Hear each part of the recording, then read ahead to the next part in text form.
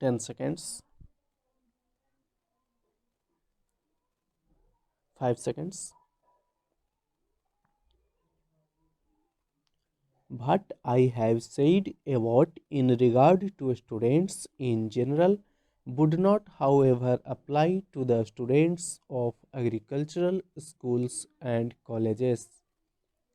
In their case, it would be a necessary part of their training to do field work for a period before they are given diplomas or degrees. You are aware that on the advice of the All India Council for Technical Education and Scientific Manpower Committee, it is proposed that engineering and technical graduates must do a period of service training before they can enter their profession. I think such training is even more necessary for the students of agricultural schools and colleges. I would in fact go further. While the idea of conscripting students in schools and colleges would be difficult to put into practice, I do not see any reason why colleges and schools in the rural or semi rural areas should not have an agricultural section attached to them. The difficulties I have mentioned above arise only when the students are taken away from their homes or places of normal residence. There would be no such difficulty if students are required to do some agricultural work in the course of their normal college or school life. The difficulty of finding adequate land may stand in the way of carrying out this program in educational institutions in large towns and cities. There is, however, no reason why schools and colleges in the rural areas or small towns should not have attached to them sufficient land which can be utilized for the purpose. Even colleges in larger towns and cities can cooperate in such a program by establishing centers where, during vacations and other holidays, students can acquire an experience of simple practical agriculture by working on the farms. Many of you know that the universities in the UK and the USA sometimes adopt villages.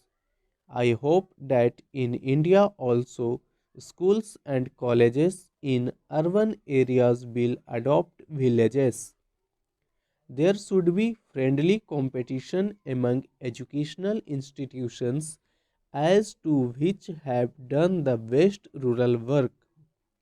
I hope that this conference will devise some method of carrying out this program and also advise the Indian Council for Agricultural Research to set up a section devoted exclusively to the development of agricultural education in schools and colleges.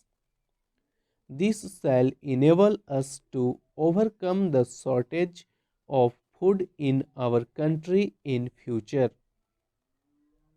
One grave drawback to which I would like to draw your attention is our curious failure to rise the dangers inherent in our present food situation. It is strange that, in spite of a shortage of food and the people's knowledge of the fact, there is no passionate urge among them to increase food production in the country. If our young men and women in colleges and schools are not sensitive to our problems, how are we going to overcome the perils which face us? I am sure you can all help in creating in young men and women a sense of the urgency of our problems. There are, of course, certain necessary measures which lie outside the sphere of educational authorities.